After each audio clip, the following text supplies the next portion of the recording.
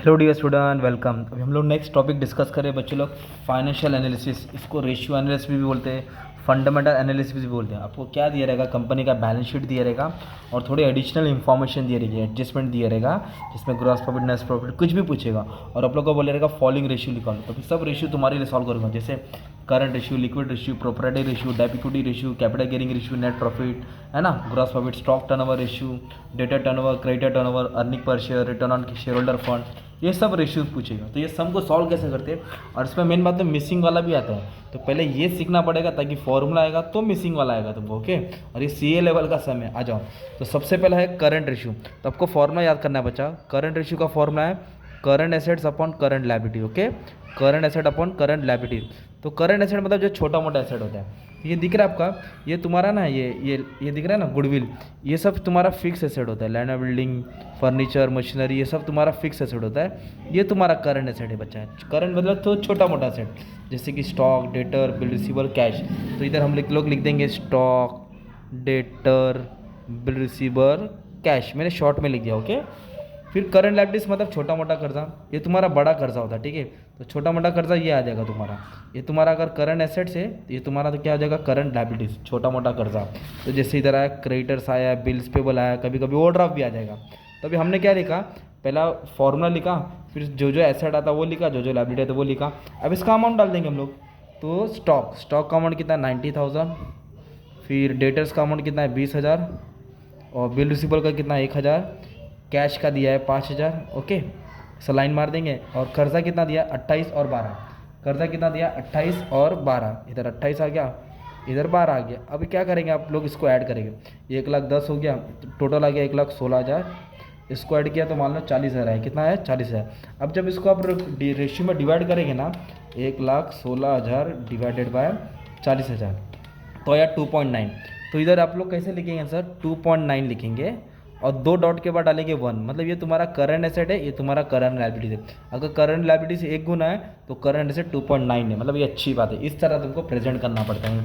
तो ये तुमने एक रेशियो सॉल्व किया। अभी बहुत सारे बच्चे हैं, तो वीडियो में बने रहेंगे तो पूरा सीख जाएंगे, ओके, एकदम शॉर्ट में, एकदम फटाफट। अभी नेक्स्ट अपने को क्या सॉल्व करना पड़ता है सॉरी, लिक्विड रेशियो। तो लिक्विड रेशियो का फॉर्मूला क्या है, लिक्विड रेशियो का पहले और एक नाम है, इसको बोलते हैं क्विक रेशियो भी बोलते हैं, इसको एसिड रेशियो भी बोलते हैं। तो इसका फॉर्मूला एकदम सिंपल है, quick assets upon quick liability. क्या है, quick asset upon quick liability. तो जो करंट एसेट है ना, उसमें से सब आएगा। ये दिख रहा है करंट एसेट्स, ये तुम्हारा सब आएगा, सिर्फ स्टॉक नहीं आएगा, एडवांस नहीं आएगा, प्रीपेड नहीं आएगा। क्विक एसेट्स में सब जो करंट एसेट है वो सब आता है। 3 नाम याद कर लो, स्टॉक नहीं आएगा, एडवांस नहीं आएगा, प्रीपेड नहीं आएगा। तो इधर आपको क्या मिला, डेटर्स मिला, ओके, बिल रिसीवल मिला, और ये क्या मिला, कैश मिला। क्या मिला, कैश मिला, ठीक है। स्टॉक नहीं आता, ये नॉन क्विक होता है। और क्विक लायबिलिटीज में जितना भी कर्जा है ना, सब कर्जा आएगा, creditor, bills payable, outstanding expense, propose dividend, overdraft नहीं आएगा। क्या देखो, ओवरड्राफ्ट नहीं आएगा। इधर हम लोग लिखेंगे क्रेडिटर्स और बिल्स पेबल। अभी हम लोग को क्या करना है, नाम लिख दिया ना, अभी अमाउंट डाल देंगे। जैसे कि ये 90,000 है, स्टॉक का नहीं आएगा, ये 1,000 है, ये 5,000 है, और नीचे का अमाउंट तो सेम ही है, 40,000 है। अब इसको जब मैं ऐड करूँगा ना, तो ऊपर का टोटल कितना आ रहा है तुम्हारा मालूम है, करंट एसेट्स को ऐड करेंगे तो ये हो रहा है तुम्हारा कुछ इतना अमाउंट आ रहा है। एक सेकेंड ना, अमाउंट थोड़ा गलत दिख गया, स्टॉक का 90 है ना, ये 20,000 है, ओके। तो ये हो गया तुम्हारा 26,000। कितना हो जाएगा, 26, ये हो जाएगा 40। अब जब इसको डिवाइड कर लेंगे तो आंसर ऐसा आ रहा है, 0.65 आ रहा है। इधर क्या डाल देंगे, 1। मतलब ये तुम्हारा क्विक एसेट है, ये तुम्हारा क्विक लायबिलिटी। इधर क्विक लायबिलिटी तुम्हारा ज़्यादा है। तो क्या बोला था मैंने, क्विक एसेट में सब एसेट आएगा, स्टॉक नहीं लेना है करंट एसेट का। इधर सब लायबिलिटी की ओवरड्राफ्ट नहीं आना है, ओके। अब प्रोप्राइटरी रेशियो पूछा, तो प्रोप्राइटरी रेशियो का फॉर्मूला क्या है, share holder fund. Share holder fund का मतलब होता है खुद का पैसा, ओके। और divide by total asset, divide by क्या आएगा, टोटल एसेट इंटू 100। तो शेयर होल्डर फंड का मतलब क्या था बच्चा, ये दिख रहा है आपका, ये बैलेंस शीट दिख रहा है। इक्विटी शेयर आएगा, प्रेफरेंस शेयर आएगा, जनरल जो आएगा, प्रॉफिट लॉस आएगा। ये कंपनी का खुद का पैसा रहता है, और उसमें तो ये प्रिलिमिनरी एक्सपेंस माइनस होगा, ये फिक्टिशियस एसेट होता है, इसको माइनस करेंगे। जैसे शेयर इश्यू एक्सपेंस है, तो ये सब आएगा। तो अभी कैसे लिखने का, equity share, preference share, general reserve, profit and loss minus, ये फिक्टिशियस एसेट क्या आएगा, माइनस होगा। ये प्राइमरी एक्सपेंस को क्या कर देगा, माइनस करेंगे, तो आपको क्या मिलेगा, शेयर होल्डर फंड। क्या मिलेगा, शेयर होल्डर फंड। और टोटल एसेट क्या है, मतलब ये एसेट्स का टोटल कितना है, 5,75,000 ना, उसमें से क्या करेंगे, ये 4,000 माइनस करेंगे, ये 4,000 क्या करेंगे, कम करेंगे। ये एसेट का टोटल में से ये एक्सपेंस हटा तो टोटल एसेट मिल गया, वही फिक्स एसेट, करंट एसेट, सब एसेट ना। तो मैं क्या करूँगा, इसमें से 571 से 4 गया तो 571 आ जाएगा। तो इसका आंसर आप लोग सॉल्व करके कमेंट में डाल देना, सो सिंपल है ना। ये हो गया प्रॉपर रेशियो। 100 बोला तो आंसर परसेंट में डाल देने के।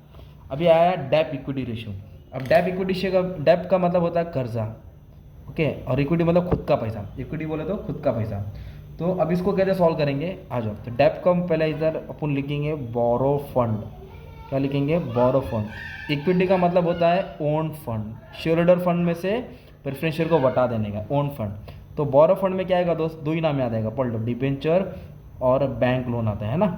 और ओन फंड में क्या आएगा बच्चा, ये लाइन दिख रहा है, इसको फिर से लिखता हूँ मैं, equity share, preference share, general reserve, profit and loss minus primary expense, है ना, ये सब है ना। अब इसमें से आप लोग क्या करेंगे मालूम है क्या, प्रेफरेंस शेयर को हटा देंगे, तो ये इक्विटी फंड बन जाएगा। मतलब ना प्रेफरेंस शेयर्स को इग्नोर करेगा ना, equity, general reserve, profit and loss minus ये तुम्हारा इक्विटी फंड बनता है, इक्विटी फंड। तो बोरो फंड मतलब बाहर से कर्जा कितना लाया, इक्विटी फंड मतलब खुद का। तो बोरो फंड बोले तो डिबेंचर दिया 1 लाख, 1 लाख ऊपर आ जाएगा। इक्विटी बोले तो कितना है, 2.5 लाख, 20,000, 1.5 लाख, तो 25,000, 2.5 लाख, ओके, 15,000 और कितना है 20,000, माइनस एक्सपेंस करेंगे ना फिक्टिशियस, ये है ना, ये तुम्हारा होएगा डेप इक्विटी रेशियो। मतलब फॉर्मूला याद करना, डाल देना, मतलब जिसको मालूम उसका काम और आसान हो जाएगा। Borrow fund divide by own fund. Own fund का मतलब होता है इक्विटी फंड। इक्विटी फंड में क्या है, प्रेफरेंस शेयर्स को लेना नहीं था। अभी तो गाड़ी चालू हुई है। अभी कैपिटल गियरिंग रेशियो। तो कैपिटल गियरिंग रेशियो का भी फॉर्मूला एक ही जैसा है। क्या करना मालूम है क्या, इसका फॉर्मूला कैसा है समझाता हूँ। सबसे पहले खुद का पैसा, उधारी का पैसा कितना और खुद का पैसा कितना, तो इधर लिखेंगे आप लोग बोरो फंड। क्या लिखेंगे, borrow fund plus preference share capital, और नीचे आएगा इक्विटी फंड। क्या आएगा, इक्विटी फंड। नीचे तुम्हारा क्या आने वाला, इक्विटी फंड। तो बोरो फंड तुमको मालूम है क्या, डिबेंचर वो सब। इधर प्रेफरेंस शेयर आ जाएगा। इक्विटी तो अभी तो बोला मैंने, इक्विटी शेयर आएगा, प्रॉफिट एंड लॉस आएगा, जनरल रिजर्व आएगा, माइनस प्राइमरी एक्सपेंस। तो मतलब फॉर्मूला याद क्या, वैल्यू होते जा रहा है। अब ये सबसे ईजी है, नेट प्रॉफिट और ग्रॉस प्रॉफिट। नेट प्रॉफिट का फॉर्मूला है net profit divide by sales into 100। Gross profit का formula, gross profit divide by sales into 100। Sales बोले तो टोटल लेने का, तो क्वेश्चन में नेट प्रॉफिट गिवन है, वो भी आफ्टर लेने का 20,000। नेट प्रॉफिट कितना आ जाएगा, 20,000, और सेल्स दिया है 4 लाख है, इसमें तो 20% क्रेडिट है, मतलब 80% कैश रहेगा, बट टोटल ले लेंगे 4 लाख। 4 लाख सेल्स इंटू क्या करेंगे 100, तुम्हारा परसेंटेज मिल गया। वैसे ग्रॉस प्रॉफिट निकालेंगे, 4 लाख तो नीचे फिक्स आएगा, और ग्रॉस प्रॉफिट दिया है अपने को कितना 80,000, इधर 80,000 आ जाएगा, इंटू क्या करेंगे 100, ये तुम्हारा आ जाएगा gross profit ratio. So simple, formula याद करने का जीत जाएगी। अभी सबसे मेन तो खतरनाक ये है भाई, stock turnover ratio, data turnover ratio, credit turnover ratio, earning per share. तो जो वीडियो में इधर तक बना है कमेंट तो कर दो भाई, सर मैं पूरा देखा। आ जाओ, स्टॉक टर्नओवर रेशियो का मतलब क्या होता है, इसका मतलब स्टॉक कितना अपन मेंटेन कर रहे हैं। तो इधर क्या आएगा तुम्हारा मालूम है, कॉस्ट ऑफ गुड्स सोल्ड। क्या आएगा, कॉस्ट ऑफ गुड्स सोल्ड। और एवरेज स्टॉक आता है, तो इधर ओपनिंग स्टॉक तो दिया नहीं है, इसलिए हम लोग क्लोजिंग स्टॉक ले लेंगे। ओके, तो क्लोजिंग स्टॉक मतलब बैलेंस शीट की वैल्यू ले लेंगे 90,000। अगर ओपनिंग रहेगा तो opening plus closing divide by 2 करेंगे। फिलहाल क्लोजिंग स्टॉक लेंगे, कितना दिया क्लोजिंग स्टॉक 90,000। इधर मैं लिख दिया 90,000, सॉरी इधर लिख दिया मैंने 90,000। But cost of goods sold मालूम क्या होता है, आप ट्रेडिंग अकाउंट बनाते हैं ना, तो ट्रेडिंग अकाउंट में जो डेबिट का खर्चा रहता है ना, उसको कॉस्ट ऑफ गुड्स सोल्ड मिलते हैं, मतलब उसमें तो सेल्स माइनस करना पड़ेगा।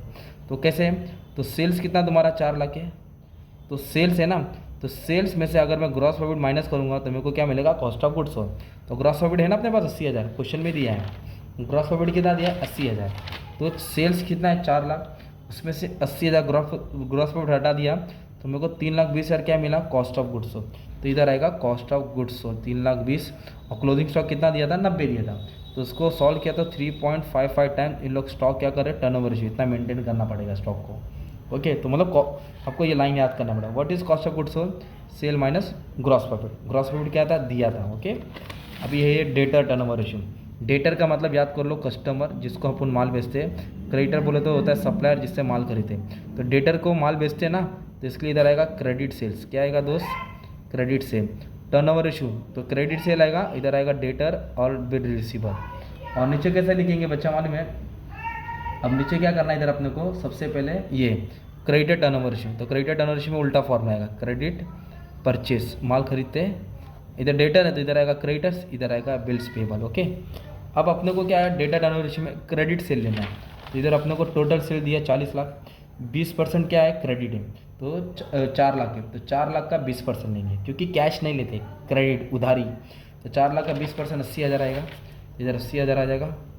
और उधारी बोलो तो डेटर और बिल रिसीवर इधर दिया है, डेटर बिल रिसीवर 20 और 1 21,000 है ना, तो इधर आएगा 20 और 1 21,000, तो ये हो जाएगा 80,000 डिवाइड बाय 21,000। तो जब इसको सॉल्व करेंगे तुमको आंसर आएगा 3.8 टाइम्स। टर्नओवर बोला तो टाइम्स में लिखना है। वैसे क्रेडिट टर्नओवर रेशियो अपने को क्या लेना है, परचेस। तो परचेस तो नहीं दिया है, तो परचेस नहीं दिया तो कॉस्ट ऑफ गुड्स सोल्ड ही ले लेना।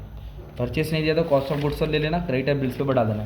क्योंकि वाला क्वेश्चन में क्रेडिटर टर्नओवर रेशियो नहीं पूछा था, मैंने फॉर्मूला लिखने के लिए तुमको डाल दिया था ताकि फॉर्मूला भी याद हो जाएगा। अभी अर्निंग पर शेयर, ये तो भी खतरनाक है। तो अर्निंग पर शेयर बोले तो होता है अर्निंग आफ्टर टैक्स, मतलब जो अर्निंग है टैक्स माइनस करके उसमें से प्रेफरेंस डिविडेंड माइनस करेंगे। ये है भाई घुमा फिरा कहता है divide by number of equity shares. Okay, तो अर्निंग आफ्टर टैक्स मतलब नेट प्रॉफिट, नेट प्रॉफिट दिया ना तुमको 20,000। ओके, 20,000 आएगा। फिर निकालेंगे प्रेफरेंस डिविडेंड, तो प्रेफरेंस शेयर दिख रहा है 1.5 लाख, ये 6% डिविडेंड रेट होता है, तो 1.5 लाख पे 6% मारना है, 1.5 लाख पे 6%, 9,000। तो 9,000 क्या हो गया तुम्हारा प्रेफरेंस डिविडेंड, और divide by number of equity share. Equity share capital है, ये नंबर ऑफ शेयर दिया नहीं है, तो 2.5 लाख शेयर्स अमाउंट है, 10 रुपये के शेयर, 2.5 लाख को 10 से डिवाइड करो तो नंबर ऑफ शेयर मिलेगा 25,000। कितना मिलेगा, 25,000। तो इसके पीछे मालूम पड़ेगा कि एक शेयर के पीछे कितना कमा रहे हैं। ये 11,000 आ जाएगा, ये 25 आएगा, डिवाइड करके 0.4 समथिंग आएगा, ये पर शेयर की अर्निंग हो गई। अभी return on share holder fund तो एकदम सिंपल है, तो नेट प्रॉफिट लेना है, मतलब नेट प्रॉफिट कितना 20, शेयर होल्डर फंड हमारे में ना equity share. Okay, share holder fund में क्या आएगा, सब आएगा, जैसे कि ये लिखे थे ना प्रेफरेंस शेयर आता है, इक्विटी फंड में इक्विटी आता है, ये लाइन पूरा डाल देने का ना, equity share, preference share, general reserve, profit and loss minus fictitious asset. Okay, ये तुम्हारा क्या हो गया, return on share holder fund, मतलब जो शेयर होल्डर ने पैसा लगा उसके पीछे कितना रिटर्न्स मिल रहा है। तो तुम्हारे लिए मैंने क्या किया, एक अच्छा खासा सम सॉल्व कर दिया मस्त में, सब रेशियोज हेल्प कर दिया। स्टार्टिंग से वीडियो देख लो, प्रैक्टिस कर लो, मिसिंग वाला भी करा दिया, सब लेक्चर बना दिया। अगर तुमको पूरा सब्जेक्ट का लेक्चर चाहिए तो पर सब्जेक्ट 200 रुपीज़ है, तुमको सब लेक्चर मिल जाएगा। तुमको पर सब्जेक्ट में हर टॉपिक के ऊपर लेक्चर मिल जाएगा। अगर तुमको जैसे कि 4 सब्जेक्ट चाहिए तो 800 इसमें तुमको सब 4 सब्जेक्ट का सोल्यूशन मिल जाएगा। 40+ वीडियो रहेगा। ओके, टेंशन लेने की जरूरत नहीं, एग्जाम का टाइम लाइव लेक्चर भी ले लूँगा। Thank you very much and all the best for exam.